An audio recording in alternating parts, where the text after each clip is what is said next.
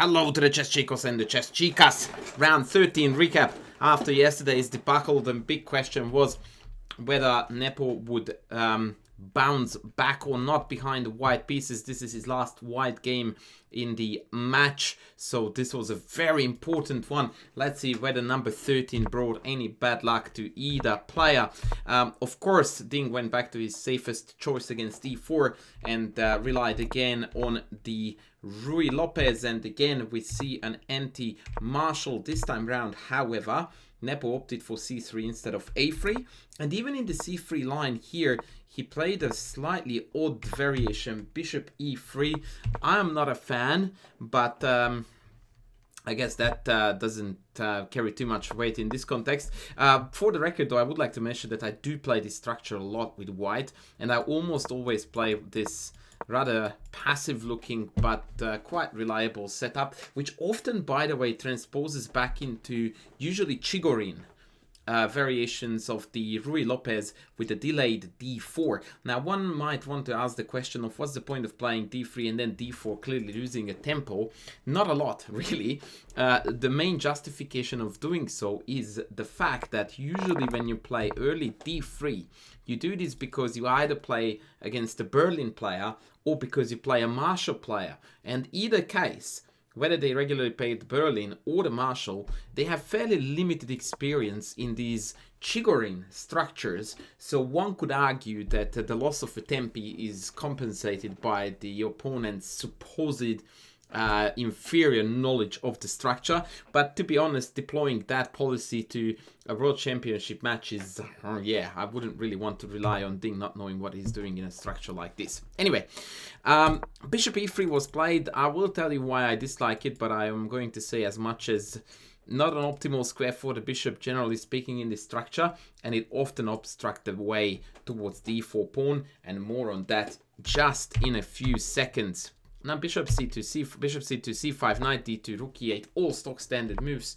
a4, very logical, biting into that pawn structure on the queen side. h6, usually this is going to be followed by bishop f8, g6, and the bishop even reroutes to g7. All totally normal, regular stuff, and we must stress that the position is dead even. And at this point, Nepo decided that this was the time to go in for d4. And, you know, hindsight is a great advisor. We can say that this is most definitely not going to cut it. But this is the move that supposedly stirs the game towards the direction that white wanted. So let's have a look at what's going on here. ED, CD, CD. Doesn't matter which way you start. By the way, you can start CD, CD as well. It makes no difference whatsoever as long as you want to take twice.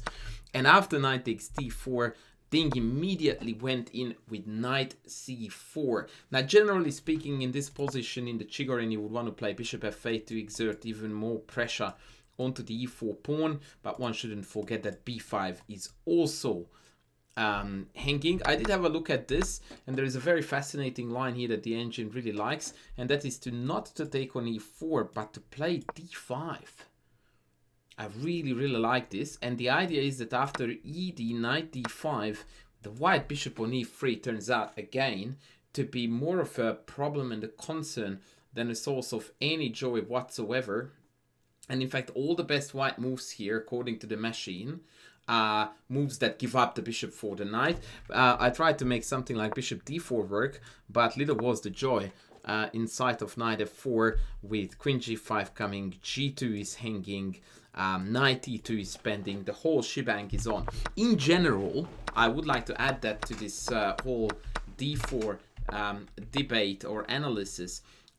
It's worthy of noting that usually if all pawns disappear in the position, in the center that is, like so, generally speaking, it favors black. And the reason for that is because the black pieces are somehow better placed and more harmoniously placed for a fight. The rook on d file is a boss. The bishop on b7 is an absolute boss. The knight on d5 stands really well. So yeah, this is often an easy position to misevaluate, thinking that white is doing better. Usually black is perfectly fine in those positions. So, take. And Ding went into c4. what am I doing? Ding went into c4, I'm saying. Why are you not doing what you're meant to do, engine? Yes, knight c4 was played. So this is obviously to trade the knights. And what we are seeing clearly, and by the way, trading this knight is really, really important, not only because this is the only bad black piece, but also because d2 is a crucially important defender of the e4 pawn. And at this stage, the game is purely and exclusively about attacking e4 versus defending e4. And so knight c4 made a ton of sense to me. And yeah, knight takes c4 is definitely a move that the machine dislikes. But the human, it's so natural to not even think about it, because any other move would allow knight e3. For example, the machine recommends queen f3 to my greatest shock, suggesting that after takes we take back with the f pawn. If you say to a human to play like this, they will fall off their chair. I don't even want to go further into this because I can't possibly fathom why the engine would want to do this. This is virtually the ugliest thing I've seen in a very, very long time. But the naturally good-looking knight c bc gets evaluated as vastly inferior by the engine. Not vastly, but clearly. So the problem here, once again, and I really want to come back to this point, is the fact, and this is where the bishop on e3 is really biting us in the back, is that the e4 pawn is very problematic to defend. So if I could have this position with the rook on e1 and the bishop back on c1, I would take that any day of the week, because then e4 is safely secured and the bishop will be able to develop to a potentially better square than where it is right now. As is, almost certainly we will be lured into some kind of an ugly f3 move per played, which just looks utterly ugly. Like, there is no way on earth that white is not worse off here, at least a little bit, and in fact they are. The interesting continuation that I was really hoping to make it work was it here or was it later, or did I forget to record it all together? No, I do have it. I wanted to make rook e1 work. And the idea behind this variation was that if bishop f8, I would go knight f5. And if they take on e4, then maybe we could try to fish in murky waters with this bishop d4 idea, but it didn't really quite work out, unfortunately. Knight e4, then I wanted to go, I guess, queen g4, and all of a sudden things are looking pretty good, because now the bishops are firing towards the king side. Knight h6 check is on. Bishop takes h6 is on. All of a sudden, black is facing multiple problems. Also, any bishop move is going to discover the attack on the e4 knight. So this looks good, but unfortunately, bishop e4, rook e4, and this is just not enough. This is just not enough. If bishop d4 takes, and after d5, although I don't think that white is worse here, because the pawn is beautifully compensated by our supremely active pieces. I mean, look at this. There is no way that we can be worse, but we are most certainly not better. Now, it's interesting here to talk about the mindsets of the players, because I really am not sure what result Nepo was in his head playing for when he played the f3 in this position. Because if he thought that, okay, my advantage is gone, we might as well head for a draw, I think rook e1 was a better go at it. But overall, I must say, by the way, that my impression was that Nepo was still very groggy from, well, not from the knockout that he received yesterday, but something of that kind, like a very severe punch in the face. Like even today, he felt very shaky in the first, well, the first two-thirds, or I should rather say two-thirds of the game from the beginning. Anyway, so yeah, this was a fascinating variation here with rook e1. And I wanted to show you another one which I explored, but I then lost, which was, yeah, f3, bishop f8, and instead of bishop f2, here too, yes, I wanted to make knight f5 work. And here too, I think that this is a good attempt. And the idea here is that after d5, you play bishop d4, again, utilizing all the minors, looking in the correct direction, and after fe comes fe, and after knight e4, queen f3. And this is a delightful position to have. Now, it's very concrete, very, very tactical, and therefore people of this level, Nepo Ding, they would easily calculate the heck out of this and play exactly what the computer tells you to do. And objectively speaking, this is not yielding any advantage to white whatsoever. But boy, aren't there some amazing tricks here? Check this out. Knight e2, knight h6, check, gh6, queen takes f7, Matutski, thanks for coming. Oops. That's not bad. But I've got better than that for you. Check this one out instead.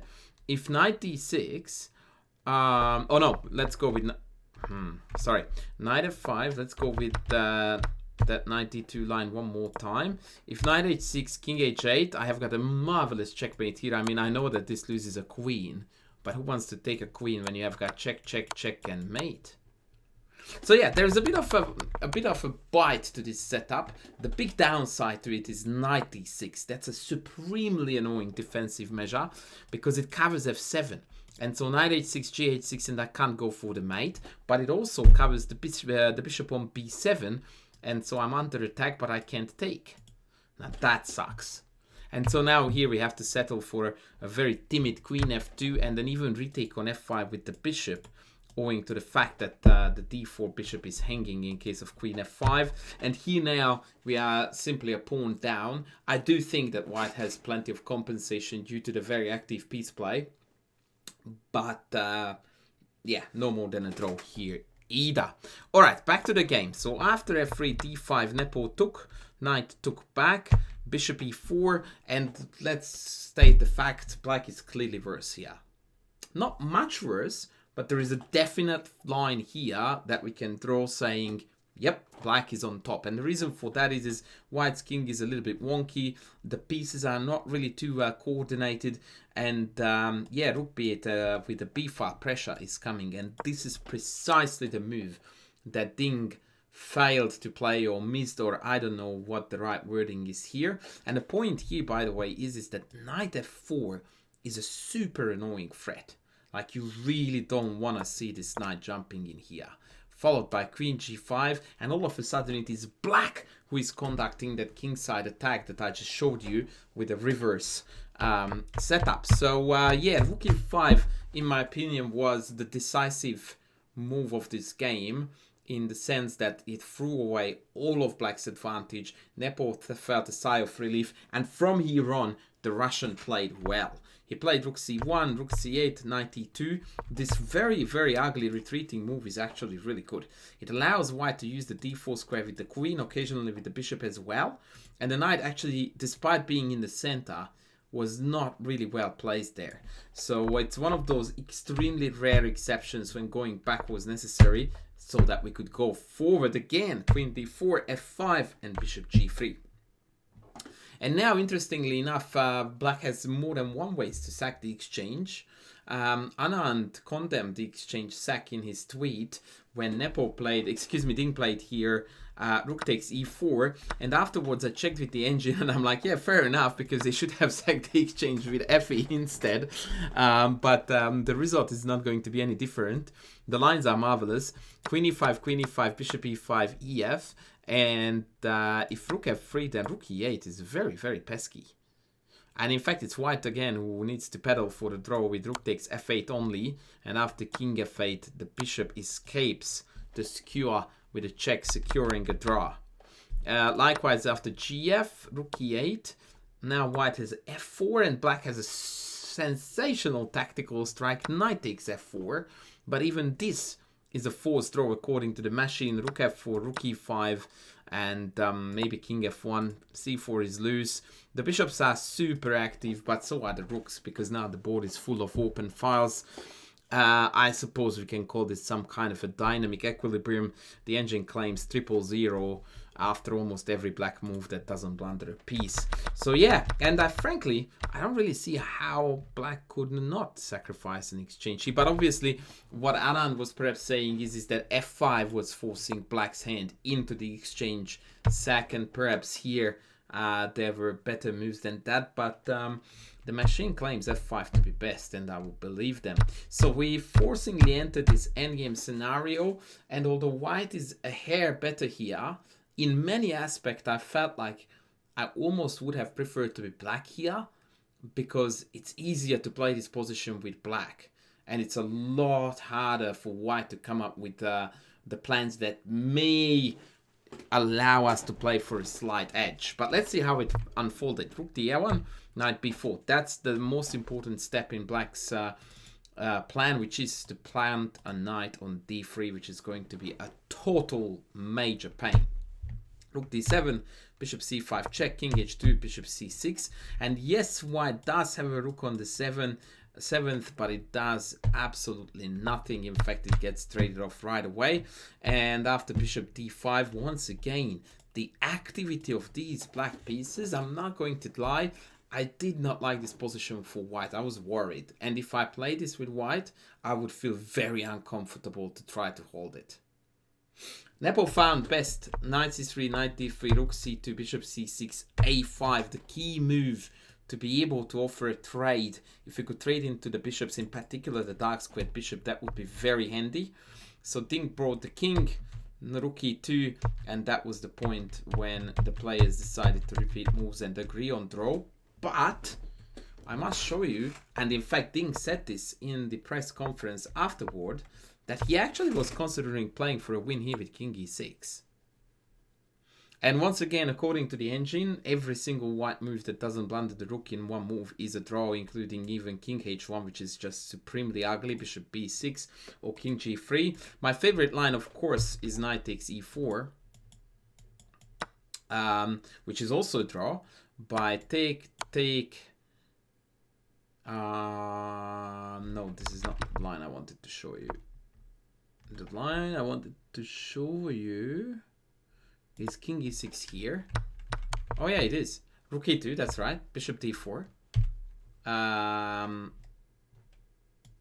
Bishop, wait, no, sorry. Rook e8, not rook e2. Rook e8, knight b2, bishop e5, bishop d4 forced, bishop d4, king d4. And even when I looked at this, I'm like, I don't know who is better here. Apparently nobody. Check, king e4. If check, funnily enough, white keeps on checking. And I'm trying to check the king in front of the pawn so that the pawn can't progress. And now taking this pawn is actually winning for white. And so black should avoid this by just moving away from the pawn. And when I attack the pawn, then the king can step closer again. And that's a draw. I tried to make rook a8 work. Check this variation out. c3, rook a6, king, knight c4. Cutting off the rook. Rook c6, king d5, take. Pop. And every road leads to Rome. Here is another draw for you. So that, ladies and gentlemen, was the way. Well, not that wasn't the way. This was the way. How the 13th game of the match ended in a draw. Once again, I would like to reiterate that I think that Nepo was still under the influence of the shocking defeat of match game 2. And just to put forward a little bit of a prediction for fancy's sake, I reckon Ding is going to go back to his Catalan now and try to, you know, inflict some long-lasting, painful squeeze to see if Nepo can hold the draw in the Catalan. If they can, which I think he will, then I think we are going to see a playoff, which quite frankly is a bit of a shame because I don't fancy the title being decided by fast time control games, but it is what it is. And of course, no one said that tomorrow is going to be a draw. Tomorrow or the day after, I don't know. So next round. So speaking of next round, that's when I will see you next. Stay tuned, please, and I will be back soon. Thanks for watching. Don't forget to sub, to like, to super thank me, and I will be back soon. Bye.